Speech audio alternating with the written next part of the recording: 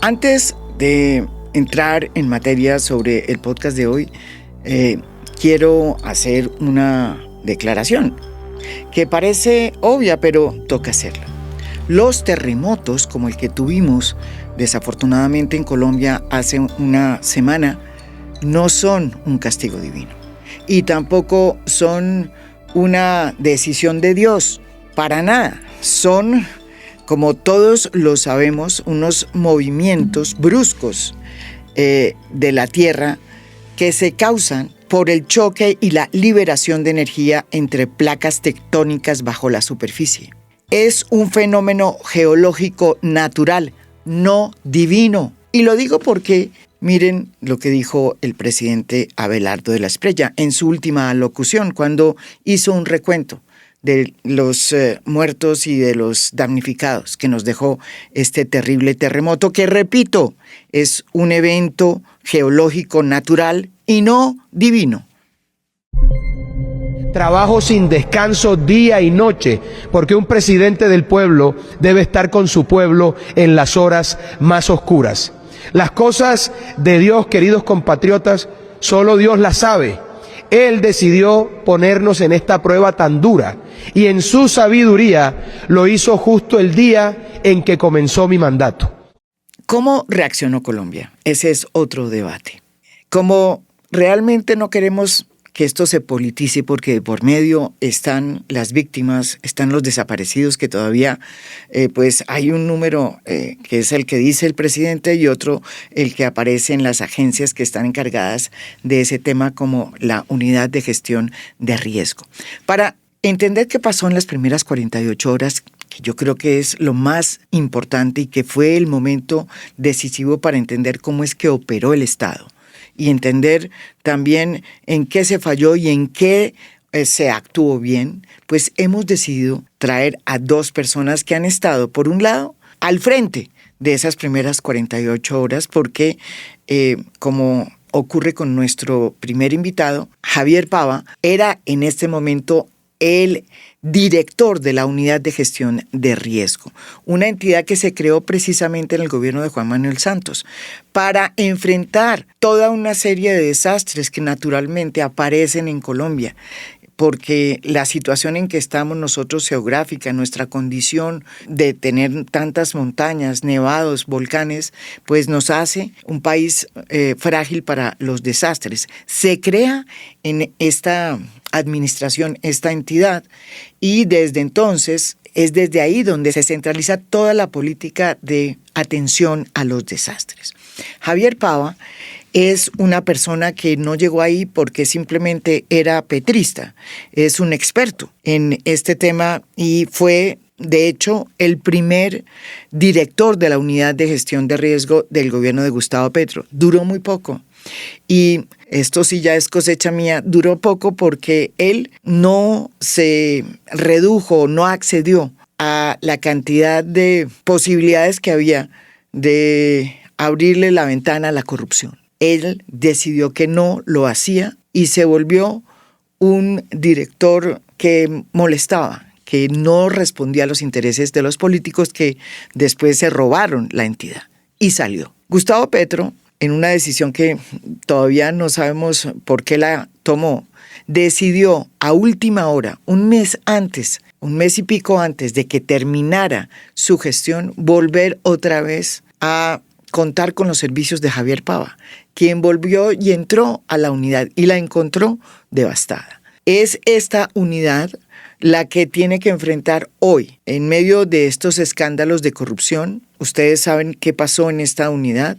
Muchos millones de pesos que iban destinados precisamente a los desastres y a las víctimas de los desastres terminaron en los bolsillos de senadores, terminaron en los bolsillos de los contratistas y de muchos funcionarios de la unidad que hoy están incluso en la cárcel. Pues bien, Javier Pava estuvo al frente de las primeras 42 horas.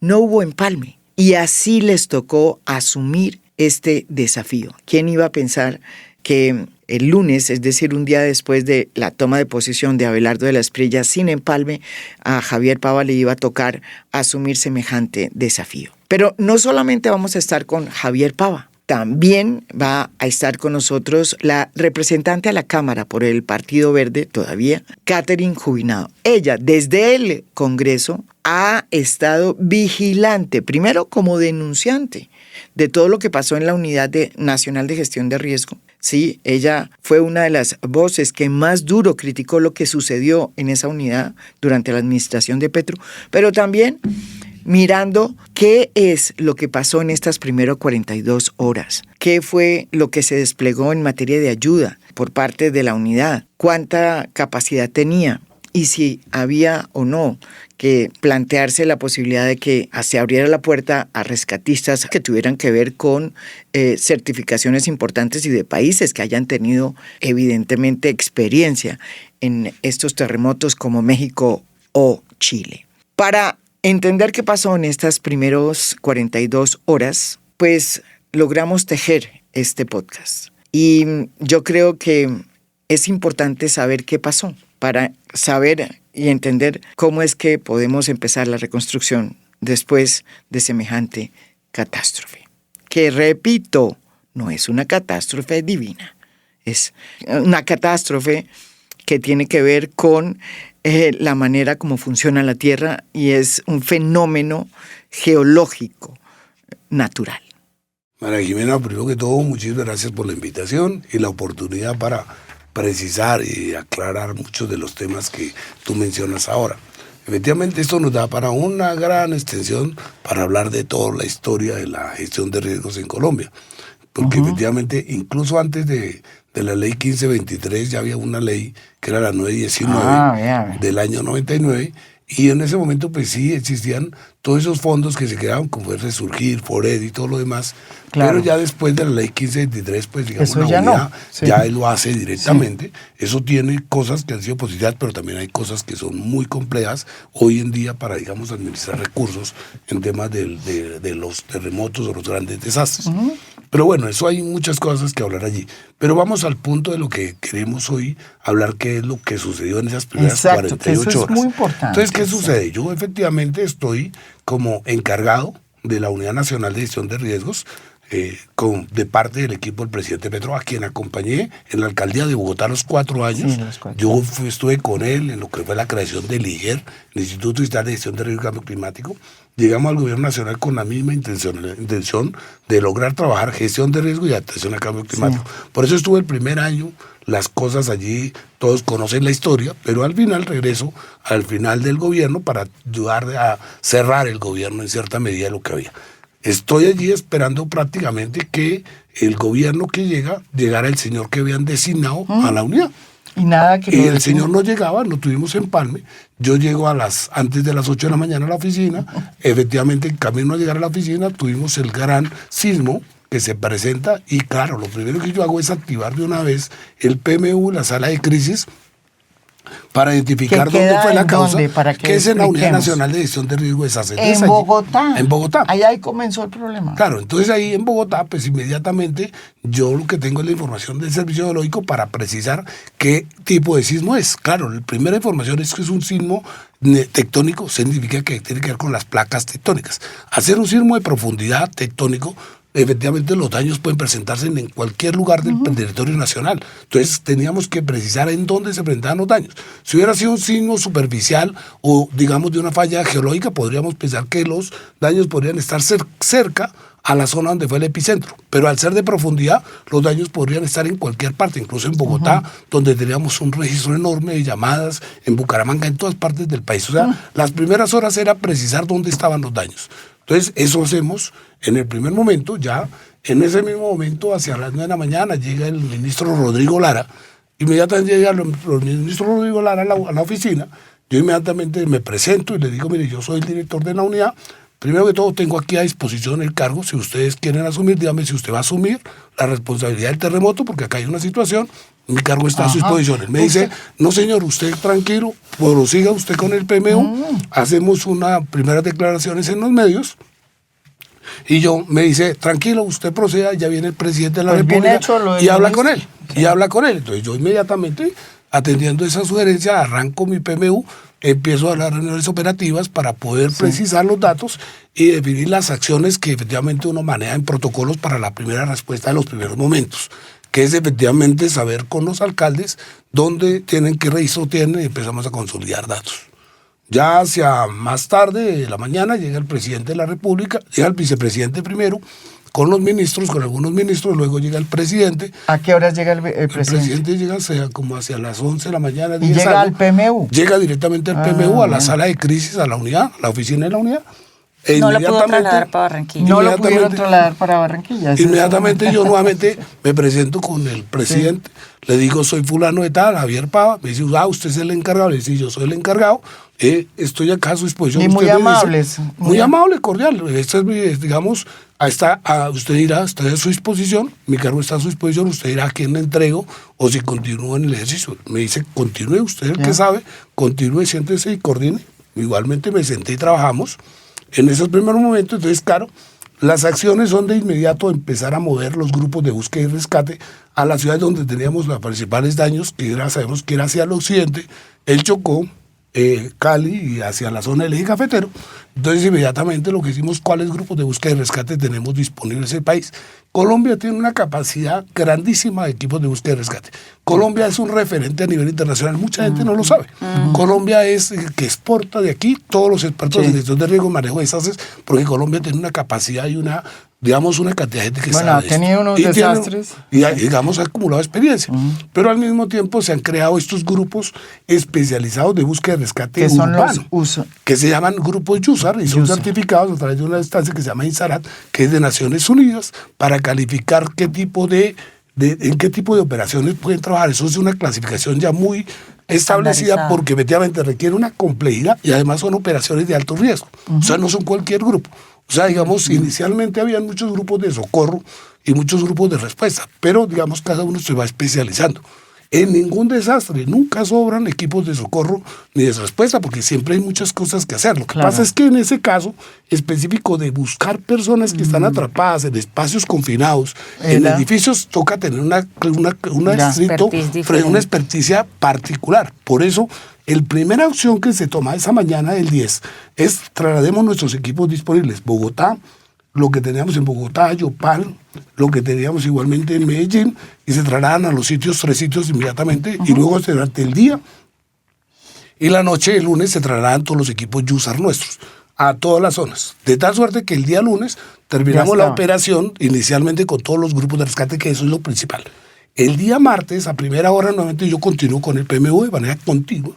Mis reuniones, luego en la mañana, ya entonces ya verificamos que haya habido la movilización de los equipos, ya todos están en terreno, y empezamos a hacer la verificación con los alcaldes y los gobernadores de las zonas afectadas para saber, digamos, qué necesidades tienen. Ustedes se nutren de la información que les dan los alcaldes Nosotros dependemos, y gobernadores.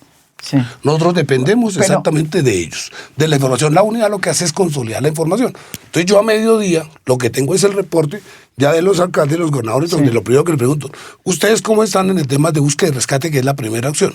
Todos me contestan, no estamos bien, porque digamos recibimos lo que acabamos de llegar, con lo que ustedes nos enviaron estamos cubriendo lo que necesitamos, no necesitamos más equipos de búsqueda y rescate. Con lo que nos llegó está perfecto, porque son 23 grupos, hemos trasladado ya 20. Y entonces, ¿qué pasa después? Usted me contó que como a las 2 de la tarde usted se reúne con el canciller. Claro, entonces yo en ese momento ya saco el primer reporte donde digo, no necesitamos para esa hora, para ese momento, equipos de búsqueda y rescate. ¿Esa reunión se hace usted con el canciller? No, ese es el comunicado que publicaron. La inicial. Es la carta que se publicó y que se viralizó en un entendido, digamos, equivocado, digamos, como una, digamos que ha tenido todos los tipos de polémicas, porque efectivamente se tomó por fuera de contexto. Eso es un reporte que se hace porque los desastres tienen una evolución. Exacto, es un reporte permanente, periódico. Y yo ahí lo digo en la carta, mire, esto es un informe a la hora de la situación de lo que se requiere en ese momento, y esto va a requerir nuevos avances.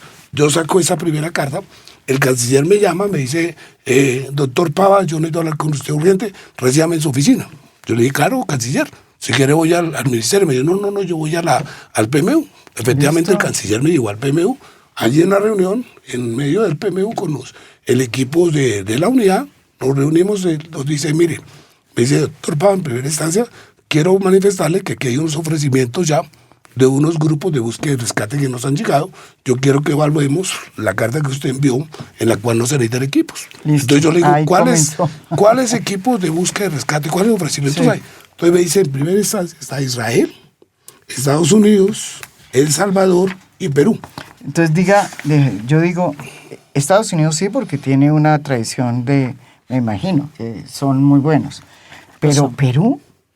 No, entonces ahí viene una cosa. Efectivamente. Israel, no sé. Entonces ahí viene una cosa. Sí, ¿Israel tiene muy buenos? Bueno. Entonces ahí viene un tema. Primero, ¿qué tipo de necesidades tenemos? Sí, Perú no. ¿Qué equipos de búsqueda y rescate necesitamos en el país? Primero, ¿qué necesidad tenemos? Primero, tenemos cubierta con los equipos nuestros. Segundo, si necesitamos un reemplazo, un relevo o apoyar algunos temas, generalmente, ¿qué edificios tenemos? Edificios colapsados que son de 5 o 6 pisos. Tenemos estructuras que son livianas, no son estructuras pesadas. Entonces ya uno le puede decir qué tipo de equipo necesito. Entonces dijimos, Perú y El Salvador son equipos certificados porque son equipos de búsqueda y rescate livianos para apenas mover pequeñas demoliciones. Estaría entonces habilitado Estados Unidos e Israel. Entonces, pero Estados Unidos e Israel tienen generalmente equipos para mover equipos pesados. O sea, cuando tenemos, por ejemplo, edificios en gran altura o tenemos placas pesadas. En el caso de que teníamos hasta ese momento, eran placas livianas de 5 o 6 pisos, de tal suerte que dijimos, nos sirve entre Israel y Estados Unidos, nos sirve Estados Unidos porque nos va a ayudar tecnológicamente a realizar los grupos. Y yo saco una segunda comunicación diciendo, habilitemos Estados Unidos para que nos ayude a la coordinación de los equipos de búsqueda y rescate. ¿Sí? Luego de eso, ya después saco una tercera diciendo, necesitamos unos equipos para el tema de lo que es hospital de campaña y lo que son las ayudas humanitarias. Efectivamente, esas son las 3 comunicaciones. En las redes solamente se va a conocer la primera y el contexto de que sean UCR búsqueda y rescate. En ningún momento jamás, digamos, se ha dicho no se requieren socorristas. Nunca sobran. Porque en una operación como en terremoto, yo necesito gente que está en las estructuras colapsadas, pero gente que está ayudando a mover las demoliciones, otros que están con el agua, otros con la seguridad. O sea, siempre eso se necesita, no jamás se hizo una cosa. Hay una cosa a precisar ahí, María Jiménez, que cuando yo hablo con el canciller y él me dice que hay esos 4 grupos, yo le pregunto que si tenía ofrecimientos de México y de Chile. ¿Por qué de México y Chile? Porque nosotros hemos trabajado ya con México y Chile y teníamos una buena coordinación con ellos. Él me dice, no hay ofrecimiento, ni de México ni de Chile. Después, más tarde, yo me entero por las redes sociales que los topos de México sí estaban ofreciendo el servicio. Que son distintos a los que estaban a los USAR, que estaba queriendo después traer la propia presidenta Claudia Sheinbaum. ¿Sí? Correcto. Entonces ahí viene una cosa que vino un aspecto, digamos, siempre desde el gobierno de Abelardo, digamos, de decir, vea, son estos los aliados que tenemos y los grupos que traemos. Igualmente las ayudas son las que nos ha ofrecido el presidente la presidenta Fujimori, el presidente del Salvador y tal la cosa, porque ellos, digamos, siempre, el canciller siempre me dijo, estos son los ofrecimientos que eran con los gobiernos aliados. Bueno, en todo caso, yo creo que está muy bien explicado lo que pasó. Era un proceso que yo creo que no se entendió, se sacó solamente un comunicado y es un proceso que va cambiando y que tiene que evolucionar en la medida en que llega más información, ¿verdad? Y lo importante es que se salven las vidas. Catherine, yo quería preguntarte, teniendo en cuenta, se lo iba a preguntar a Javier, de todas formas, esto toma a la unidad, que yo creo que es una muy buena, idea que hizo el gobierno de Juan Manuel Santos, pero que está en una situación complicada precisamente por el escándalo de corrupción. A usted mismo le tocó sacar a 3 o 4 subdirectores. Usted hizo unos nombramientos porque le tocó hacerlos, ¿sí? Porque, no sé, si es cierto o no, después usted me cuenta. Pero digamos, usted encontró la situación la unidad en una situación muy difícil. Eso no afectó y no puede afectar debido a que eso va unido a un fondo, ¿no? El fondo de adaptación, que es el fondo donde está la plata para la reconstrucción de lo que haya que reconstruir en Colombia luego de los desastres. Eso es una cosa que funciona así. Usted que ha estado muy metida en ese tema, cuente. ¿Qué ha Pues visto? María Jimena, lo primero agradecerte también el espacio y saludar al doctor Pava, que creo que se han cometido muchas injusticias en el debate con él. Sí, yo también creo, mire, Y lo que dice cierto. una crítica del gobierno Petro. Ahora no me vayan a decir que es que soy petrista. No, yo No, siendo yo crítica también lo del critiqué. gobierno Petro, Yo lo critiqué también y Creo- la verdad esta explicación es muy creo que hay distinta. injusticias con el doctor Pava. Y mira, lo primero que yo quiero decir es que yo le doy gracias a Dios que esto no nos pasó durante Olmedo o durante Carlos Carrillo. O sea, gracias Dios mío, porque ni fue Olmedo ni fue Carlos Carrillo los que tuvieron las primeras horas la emergencia, porque ninguno de los dos sería idóneo. El doctor Pava, yo creo que no solamente es una persona con todo el recorrido y todos los años de experiencia en esto, sino que yo creo que es una persona seria. Y hay algo que yo le quiero comunicar ya a la ciudadanía. Yo entiendo, porque digamos, yo como congresista he tratado de observar el debate público en estos días, la cantidad de fake news, cómo unos aprovecharon para esto y lo otro, el incentivo del que tenga más likes y más viral, entonces, pero además el síndrome del héroe, todo el mundo quería ser el héroe y entre más likes, o sea, fue una cosa, yo que soy periodista y que me gusta analizar la opinión pública, digamos que nos deja muchos aprendizajes. Pero una primera cosa que yo le quiero transmitir a la ciudadanía es, nosotros solemos tener una autoestima colectiva muy bajita. Entonces creemos que Colombia es malo en todo. Entonces cuando sucede una emergencia, ¿qué es lo primero que piensa el ciudadano de a pie? Como nosotros todos lo hacemos mal, entonces necesitamos que venga todo el mundo a salvarnos. Es que, ¿cómo así que no están permitiendo que vengan los otros países a salvarnos? Bendito Dios, ¿qué es esta mezquindad? Entonces aparecieron 50 congresistas haciendo videos que era esta mezquindad y una cantidad de cosas. Y resulta que es que esto es un tema absolutamente contraintuitivo. O sea, el manejo de gestión de riesgos no es lo que la intuición dicta. De hecho, en muchas cosas es lo contrario. Y en temas de ayudas, una mala ayuda puede matar. Sí. Una mala ayuda puede provocar una segunda implosión. Es decir, puede agrandar la tragedia. Entonces, cuando un alcalde y cuando la gobernación o cuando la presidencia autoriza que vengan otros equipos, tienen que estar acreditadas ciertas condiciones, pero sobre todo tener la certeza de que esa ayuda que va a llegar autónomamente puede responder en una cadena de mando jurídica y operativa. Ese es el punto aquí, porque lo que se le está encomendando a ese equipo son las vidas de otras personas que están ahí encerradas. Entonces, aunque pareciera intuitivo que teníamos que aceptar todas las ayudas, de hecho no teníamos que aceptar todas las ayudas de rescate de personas. Como bien lo dice el doctor Pava, siempre se necesitan socorristas que muevan bultos, que traigan comida, que muevan las colchonetas, que armen las carpas, pero no son las personas que se van a meter en el edificio que se desplomó a sacar a la gente.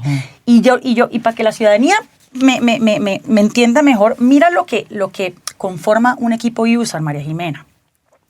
Un equipo acreditado tiene equipos especializados, personal médico, ingenieros estructurales, patólogos, expertos en voladuras, ingenieros industriales, expertos técnicos mineros, entre un equipamiento y tecnología que es absolutamente especializada. Entonces, digamos, de aquí podemos aprender que Colombia está muy bien preparada en términos de equipos, al punto que nosotros exportamos esas ayudas. Ahora, frente a la situación de la unidad de gestión de riesgo, yo he hablado con el doctor Pava creo que es partidario de que hay que liquidar a la unidad. ¿De verdad? Sí, y bueno, ya usted contará su versión. Epa. Pero digamos, él tiene una propuesta que me parece interesante y es cómo generamos una institucionalidad que más que reactiva al desastre sea realmente de adaptación. O sea, cómo tomamos acciones desde ya, porque lo que está clarísimo es que la reconstrucción nos cuesta 30 billones, pero la prevención nos costaría una pequeña fracción de eso, si nosotros de verdad planeáramos, que es uno de los retos que vamos a tener ahora en el Congreso. El parque habitacional en Colombia, el 40% no cumple la norma sísmica. Esa es una pregunta, porque una de las cosas que tenemos es que no se renovó. el código el problema, antisísmico. Pero es que, ojo, sí, hace falta la actualización que hace 16 años no se actualiza. Lo ideal es que la norma sísmica se actualice más o menos cada 10 años. Ha tenido algunas actualizaciones pequeñas, pero aquí el punto es que la norma rige para construcciones post-norma. ¿Qué pasa con todas las edificaciones previas a la norma que no están reforzadas? Entonces yo soy partidaria, y es algo que estoy revisando con mi equipo y por supuesto con expertos como el doctor Pava, entre otros expertos de los cuales estamos tratando de orientarnos, y es que tiene que haber una norma. Si bien la norma actual contempla como algunas acciones para el reforzamiento de las antiguas, yo creo que tiene que haber una norma específica para el reforzamiento de la vivienda anterior a la norma. Por ejemplo, los programas de mejoramiento de vivienda. 1993. Okay. La norma es del 97. Es del 97. Ley 400 es del 97. Es del 97. Los programas de reforzamiento de vivienda, que hay que decir, el gobierno de Gustavo Petro promovió mucho esos programas. Cerró mi casa ya, pero le metió más la platica a los programas de refuerzo de vivienda. Yo desde el Congreso quisiera proponer que los programas de refuerzo de vivienda tuvieran un componente sísmico. ¿Por qué? Porque también averiguando este tema, el reforzamiento de una vivienda a veces cuesta más que demolerla y hacer una nueva. Entonces hay un tema económico, de viabilidad económica, que es un incentivo negativo al refuerzo. Entonces la gente dice, no, reforzar esto, yo mejor tumbo la casa y lo vuelvo a hacer. Entonces nadie refuerza. Entonces el Estado tiene que meter la mano sobre todo en ese parque habitacional que es informal, que es el otro gran problema de la vivienda en Colombia. Aquí la vivienda informal, 3 de cada 5 viviendas en Colombia son construcción informal. Entonces es la familia que de a poquito va comprando el cemento, las tejas. Exactamente. Entonces, ¿qué norma sísmica le vamos a pedir a una familia que en Ciudad Bolívar, en el Lucero Alto, construye una casita de a poquito, ¿no? Entonces ahí tiene que meter la mano el Estado con los programas de reforzamiento de vivienda. El Estado tiene que brindar unas asesorías para la construcción de esta vivienda informal, pero al constructor formal, ¿qué tipo de responsabilidad le estamos exigiendo? Porque fíjate que cuando suceden estos desastres, por ejemplo, recordemos el caso del Space, lo que tiende a hacer el Estado es a sancionar. Fue un edificio que se construyó en Medellín y se cayó.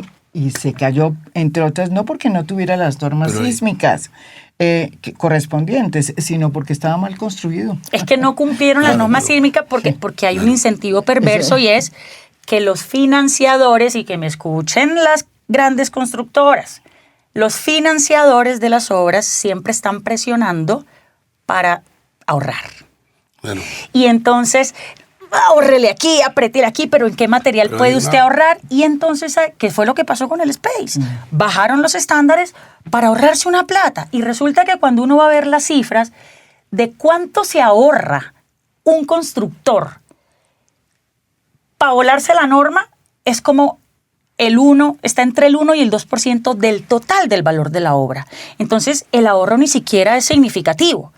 En cambio, las vidas que se ponen en riesgo, pues ahí están los desastres. Entonces, digamos, la unidad de gestión de riesgo tiene que ser una entidad más comprensiva de toda esta situación y trabajar transversalmente con el Ministerio de Vivienda, por ejemplo, para, digamos, no solamente vigilar que la norma actual se cumpla, sino para reforzar lo que no se cumple. Mira lo que pasó en Armenia. O sea, la línea del terremoto pasaba por Pereira y también golpeaba a Armenia.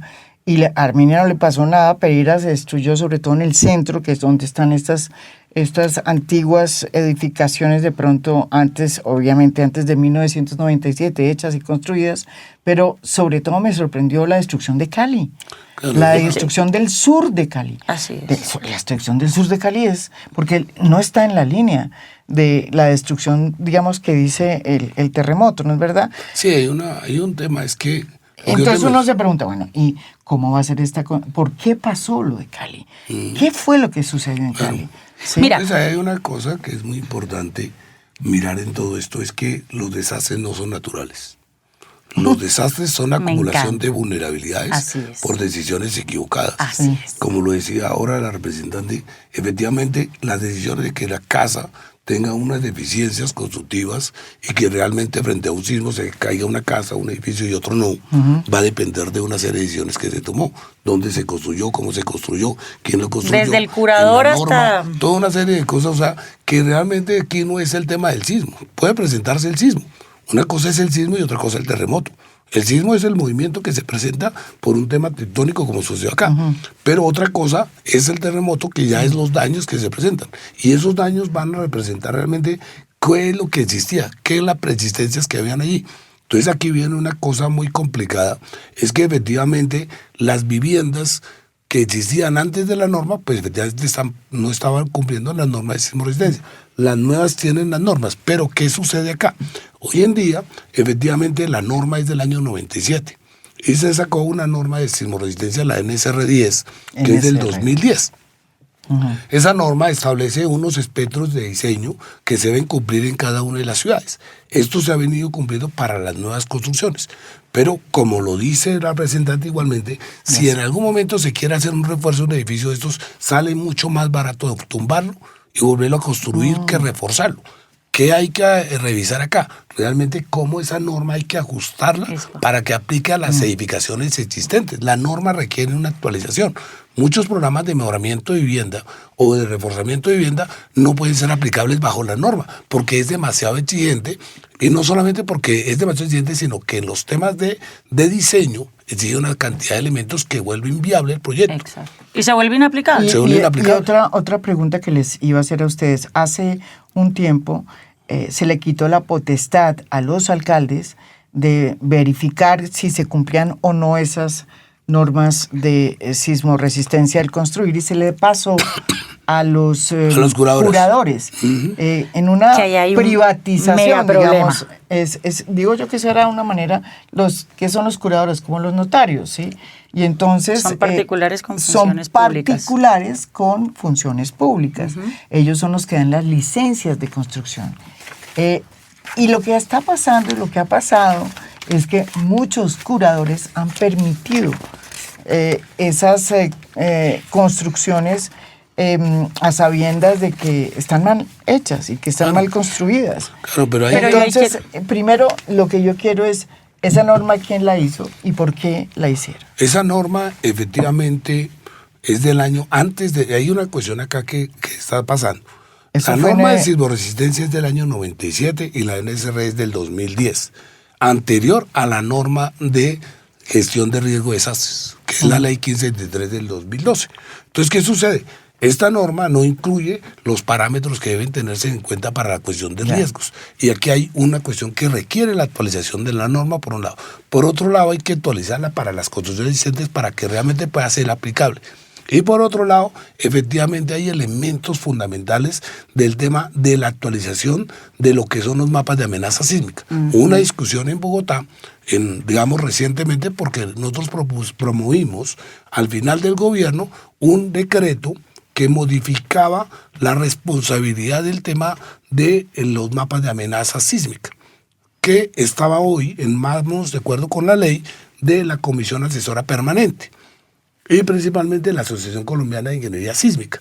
Y decíamos, no, ese mapa debe elaborarlo el Servicio Geológico Colombiano, que es la autoridad técnica y la que realiza los estudios y el monitoreo de las amenazas, y debe actualizarla. Incluso en una reunión previa a todo esto se había visto que en el caso, por ejemplo, de Cali, se requería aumentar los espectros de diseño, las exigencias de diseño para Cali. Ahora con el terremoto queda demostrado que debe actualizarse. No podemos seguir con el mapa de amenaza sísmica del año 97. Tenemos que traer el nuevo mapa de amenaza sísmica. Y hay una discusión gigantísima. Si traemos y actualizamos el mapa de amenaza, hay que actualizarlo. Se tiene que actualizar porque lo que teníamos del mapa de amenaza sísmica del año 97 no corresponde a la nueva información que existe. Pero ¿por qué se le quitó la potestad? ¿Y en qué año fue? A ver, yo creo que eso fue más que se le quitara la potestad, porque los municipios tienen de todas maneras competencia de ir y mandar inspectores a las obras y revisar que lo que está en los planos es lo que están construyendo. O sea, esa competencia todavía la tienen los alcaldes y gobernadores, lo que pasa es que nunca lo hacen. Que uno de los problemas del Sistema Nacional de Gestión de Riesgo es que les da a los alcaldes la primera responsabilidad, y la mayoría de alcaldes de este país no tiene cómo hacer eso. no tienen la capacidad técnica, no tienen el personal, o sea, no tienen. El de Cali de pronto sí, el de Barranquilla, el de Medellín. Váyase usted a un municipio Pues de Buenaventura, categoría por 4, ejemplo. 5 y 6, ¿usted qué le va a pedir al alcalde? ¿No? Que mande inspectores a las obras para que...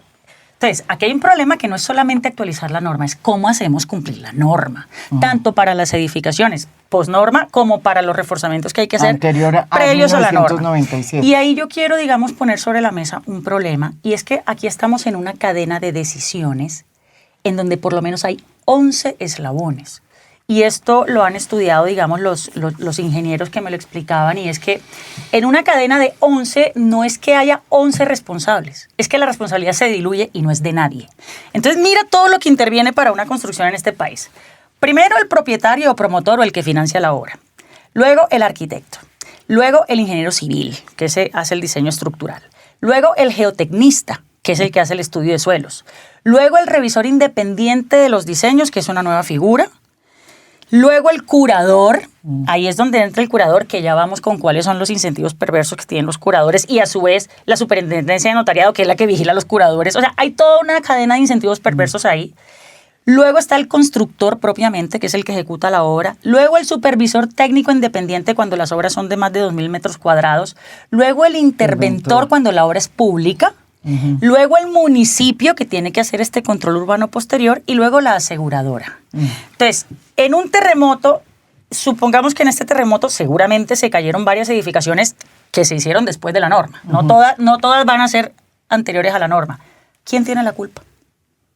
Que es una audiencia pública que nosotros estamos preparando ya para hacer en el Congreso. ¿Quién tiene la culpa?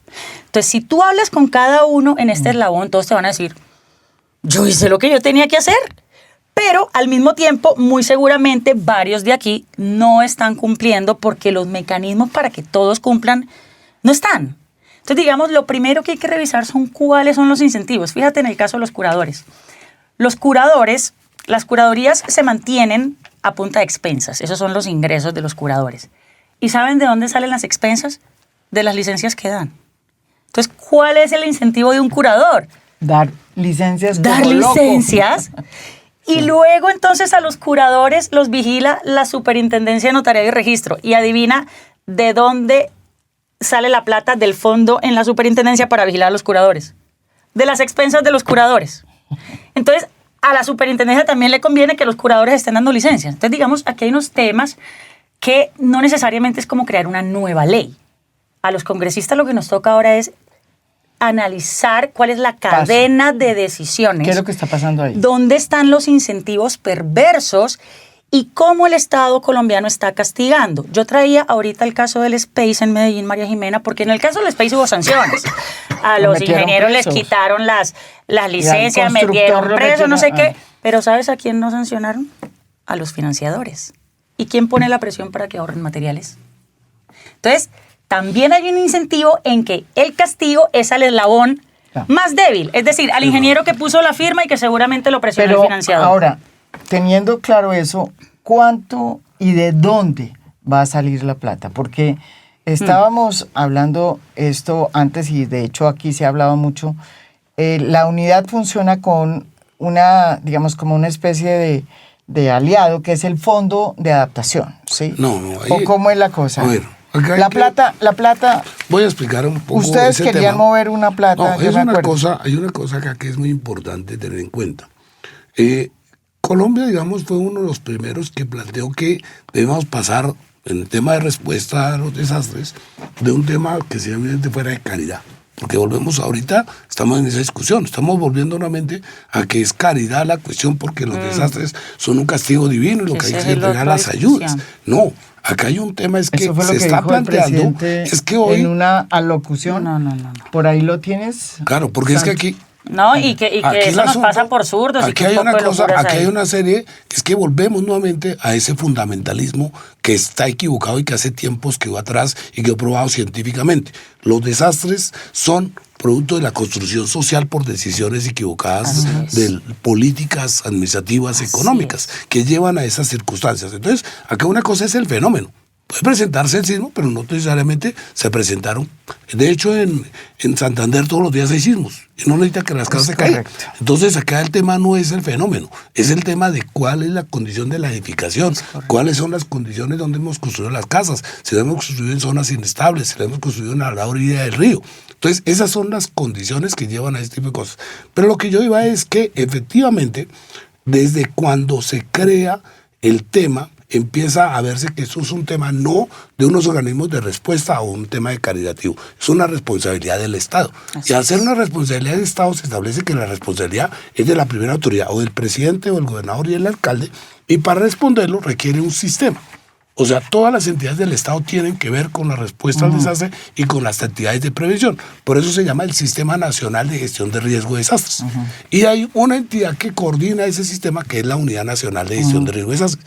Esa unidad tiene un fondo que se llama el Fondo Nacional de Gestión de Riesgo de Desastres. Que es distinto al Fondo de Adaptación. Ese fondo es el que maneja los recursos para la respuesta y para las acciones de prevención, llámese conocimiento o reducción de riesgos. ¿Cuánta plata hay en ese fondo? Entonces, ¿qué sucede?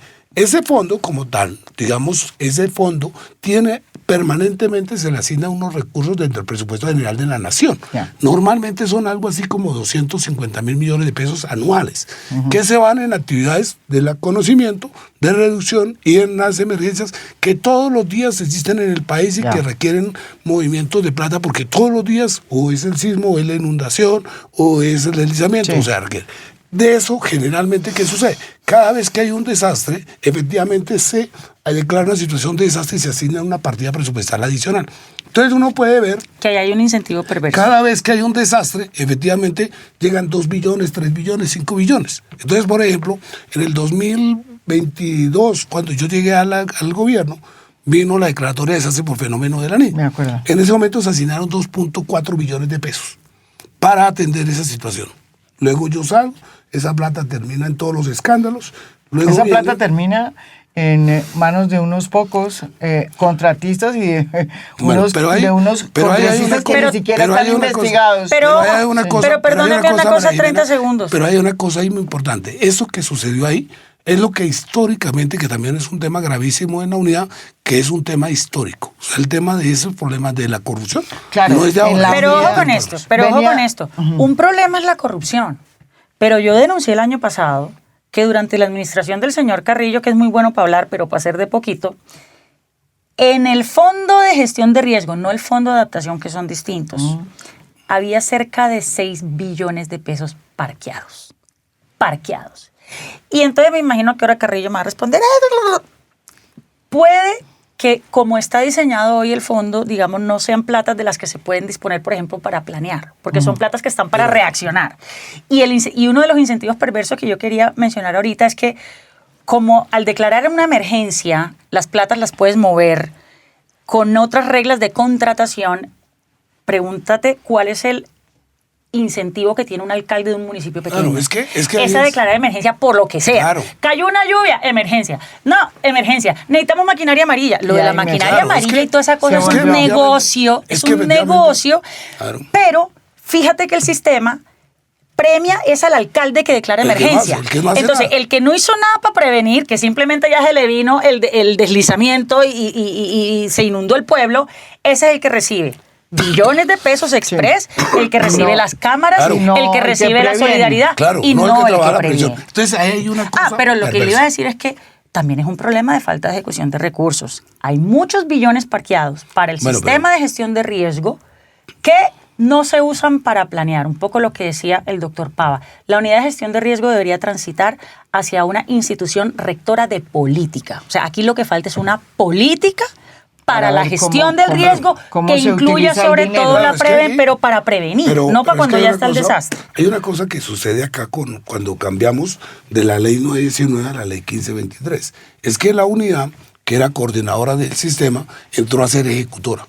Y prácticamente su función principal es administrar recursos. Entonces allí prácticamente de la gestión de riesgo muy poco. No hay. sino es de la administración de plata, de movimiento de platas para entregarle a las alcaldías, para esto, para lo otro, maquinarias, todo ese tipo de cosas. Entonces, cuando va a haber la entidad que es la que define políticas y coordina el sistema, realmente eso falta mucho. ¿Y usted por qué Entonces, ¿qué sucede con el tema de lo que está explicando de los recursos? Y lo que dice, lo que está diciendo la representante ahorita con un tema que es muy importante. Viene el tema del fenómeno de la niña 2022-2023, se asigna una partida presupuestal.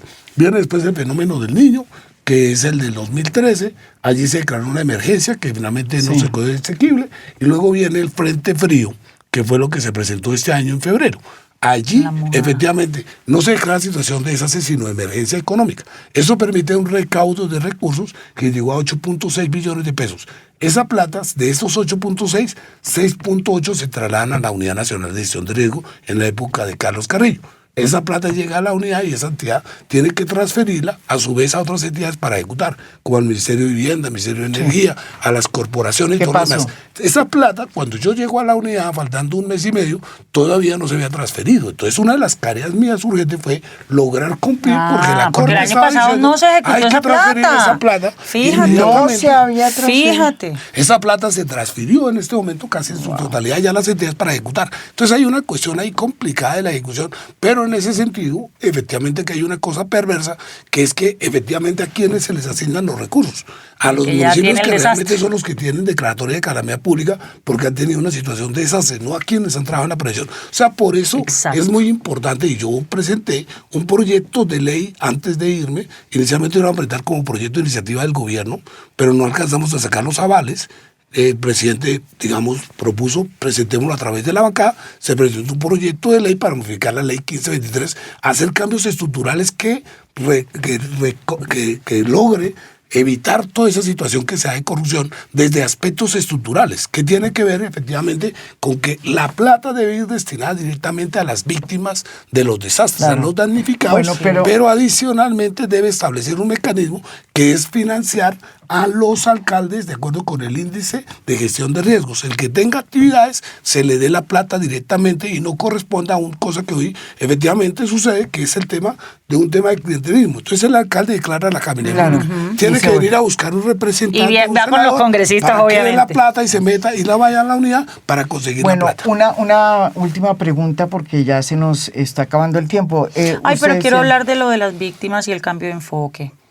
A ver, y yo quería preguntarle también al doctor Baba sobre esa tesis que dijo usted que había que liquidar la unidad. O transformar. Yo creo que hay que reformar. Aquí hay que transformar esto de fondo, porque efectivamente la unidad no puede tener ser encargada de la política, ser encargada de la coordinación y además el tema de la ejecución de los recursos y sobre todo, por ejemplo, como ahora, encargarse de la reconstrucción. Entonces, en el caso, por ejemplo, del 2010-2011, se creó el Fondo de Adaptación. Sí, pero el Fondo de Adaptación es para la reconstrucción de lo que pasó en el 2010-2011. Todavía el Fondo de Adaptación está, mire, eso hace 14, 16 años. Y todavía el Fondo de Adaptación tiene plata para ejecutar la reconstrucción de ese fenómeno. Viene la reconstrucción, por ejemplo, de lo que pasó con IOTA en Providencia. Esa reconstrucción, tocó sacar ahorita un plan de reconstrucción de la reconstrucción. Porque quedaron todos los errores de que se presentaron en IOTA y entonces aquí hay que colocar otra plata. Es que está lo de Mocoa. Entonces hoy el análisis que nosotros teníamos es que tenemos cerca de 220,000 familias que han sido damnificados históricamente, que efectivamente la gente se acuerda ahorita del terremoto y todo el mundo dice pobrecito, la ayuda, pero a la semana todo el mundo se olvida de esas personas. Entonces viene una situación del plan de reconstrucción. ¿A quién va dirigido el plan de reconstrucción? ¿Para quién va toda esa plata? Y es lo que a nosotros nos preocupa, porque finalmente esa plata va para construcción, para los constructores, va para las grandes obras de infraestructura, pero realmente la señora que perdió su casita, que terminó en un albergue o terminó en una carpa, realmente resolver el problema puede cerrar 10 o 12 años. Que ahí me da el pie para hablar de lo que yo quiero hablar, que también tiene que ser un debate importante en el Congreso, y es cómo nos aproximamos desde el Estado a las víctimas de estas tragedias, porque digamos, el enfoque es de caridad. Y entonces de beneficencia, entonces como lo dice el ingeniero Pava, todo el mundo dona y los países también en competencia de cuál dona más y los empresarios, que me parece muy chévere, compitiendo cuál dona más. Sí, muy bonito. Pero ese no puede ser el enfoque para el tratamiento de estas personas, porque estas personas son víctimas. No son unas pobrecitas desgraciadas que les cayó la roya y Dios los castigó. Y ahí te aclaro Entonces, una cosa. pero espéreme ahí. Te aclaro una cosa, Katy, que es lo siguiente. La ley ya ha venido estableciendo que el tema de los desastres es una falla del servicio. Correcto. Y esos son los últimos fallos judiciales que existen. ¿Por qué? Porque el Estado tiene suficiente información de cuáles son los fenómenos donde para poder prevenirlos. Pero entonces, y si no previene, el Estado tiene que asumir una responsabilidad y asumir y compensar los daños y las pérdidas que se presenten. Exacto. Entonces, ¿a qué voy? A que nosotros en el Congreso estamos pensando en un proyecto de ley que se llama el Estatuto del Damnificado, en donde los damnificados por este tipo de tragedias van a dejar de ser unos pobrecitos desgraciados que a ver qué donación les mandamos, a ser víctimas, como bien lo dice el término titulares de derecho. Eso implica que el Estado no solamente, les vamos a reconstruir una casa cuando se la reconstruye, porque hay todavía familias de Mocoa que están deambulando y de Providencia que están deambulando. Yo agregó una cosa ahí muy importante. Resulta que las víctimas, como en todo otro proceso, deben ser parte de la decisión. Aquí, ¿qué sucede? El Sistema Nacional de Decisión del Hijo tiene un problema muy grave, es que es una estructura vertical. Es una estructura de gobierno. No hay participación de la sociedad civil.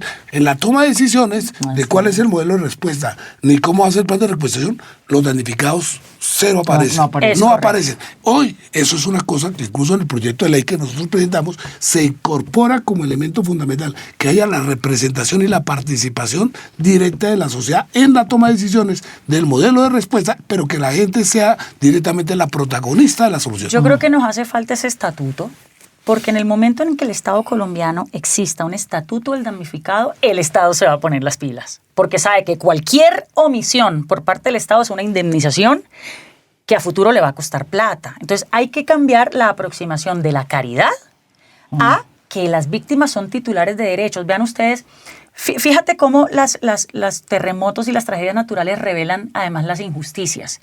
El que es pobre es el que sale más jodido siempre, porque es el de la construcción informal, que es el que primero se le cae la casa. Entonces, esas personas que con todo el esfuerzo de su vida habían construido una casita que no cumplía la norma, pero era su casita, ahora no tienen ni casa ni nada. Entonces pasaron de ser pobres a ser miserables. Y tras de quedar en un estado de miserableza, entonces tienen que depender de la beneficencia y de la caridad de la sociedad civil. Eso no puede seguir funcionando así. Y eso es uno de los debates que queremos abrir en el Congreso de la República. Y de hecho, no solamente para esta emergencia, sino vámonos a las familias de Mocoa que todavía el Estado no les ha respondido, a las familias en Providencia que todavía el Estado no les ha respondido. Pero hay una situación ahí que ahorita se va a repetir acá. Las personas que perdieron su vivienda o que tienen su casa inhabitable, las estamos llevando a albergues y a carpas. Eso es una situación, digamos, paupérrima y además de salud pública se vuelve un problema. Las familias hoy deben ir a una condición de arrendamiento, porque hay lugares de arrendamiento donde el Estado les debe pagar. Yo, antes de salir de la unidad, saqué una resolución que había sacado la primera vez cuando estuve en el 2022, era que se le pagaba a una familia que fuera damnificada, se le pagaba un subsidio, una ayuda de arrendamiento, equivalente a 280,000 pesos. Imagínate, ¿para qué sirven 280,000? Ni siquiera para arrendar una pieza. Yo la pasé en ese momento a 720,000. Cuando llegó el medio, quitaron la resolución y volvieron a pagarle 280,000. Ahora que regresó nuevamente a la unidad, yo lo primero que dije, voy a poner la resolución nuevamente. ¿Por qué? A subirla a 820,000 pesos. ¿Pero por qué la gente está en carpas? ¿Por qué hacen eso?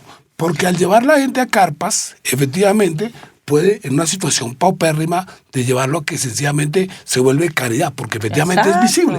Ver la persona en la carpa, ver la miseria humana, la cuestión, eso no puede ser, eso es falta de dignidad. Entonces lo que yo estoy planteando aquí, para obligar a que resolvamos en el menor tiempo posible el problema de una familia que perdió su casa, es subir el valor de la renta. ¿Por qué? Porque entonces usted tiene que resolverlo, porque mientras que usted paga 280,000, hay familias de Mocoa que ya pagándole, hace 10 años, pagándole arriendo de 280,000 pesos. Pero lo que está pasando es que los arriendos entonces subieron y entonces la gente no está pudiendo pagar los arriendos. La gente está aprovechando de eso. Eso es lo que han denunciado, pero es cierto. En un estatuto del damnificado, el Estado debería poder tomar medidas para que ese tipo de cosas no pasen. Por eso creo que es supremamente necesario.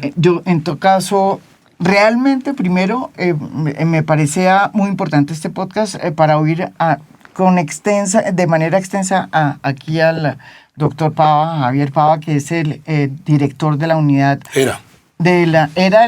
Saliente. Que fue el que creó la institucionalidad de gestión de riesgos de Bogotá, del IDIGER. Sí, y para escucharlo, porque me parece que sí se cometieron, digamos, por la manera como se presentó la información y la que nos llegó a muchos periodistas, una muy mala lectura de lo que fue su gestión. Y le agradecemos que esté ahí al frente. Gracias por darme esta oportunidad. Que estuvo al frente por lo menos las primeras 48 horas. Así es. Que yo creo que fueron claves, ¿no es verdad? Que ojalá el nuevo gobierno no prescindiera del doctor Pava. El doctor Pava realmente es una autoridad en este tema. No sean sectarios, hombre. Ay, no, bueno, es que ellos son más... Eso ya es otro podcast. No, eso es otro podcast. Es otro tema. Eso es otro podcast. Y eso es más difícil. Acá si uno le dio la mano a Petro, ya está...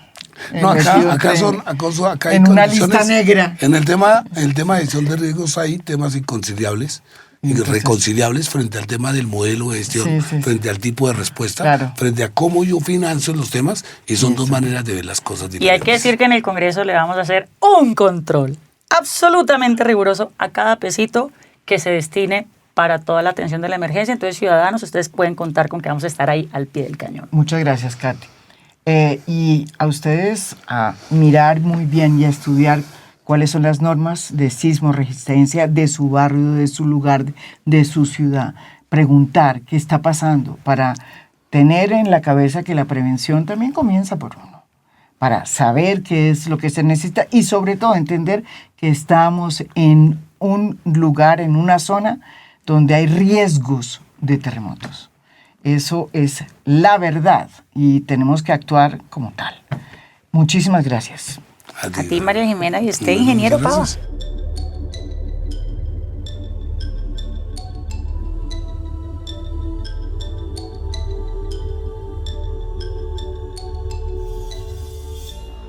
A Fondo es un podcast producido por Mafialand. Producción general, Beatriz Acevedo. Producción de audio, Santiago Acosta López. Música original del maestro Óscar Acevedo. Nos pueden escuchar también en mi canal de YouTube. Gracias por escuchar. Soy María Jimena Duzán.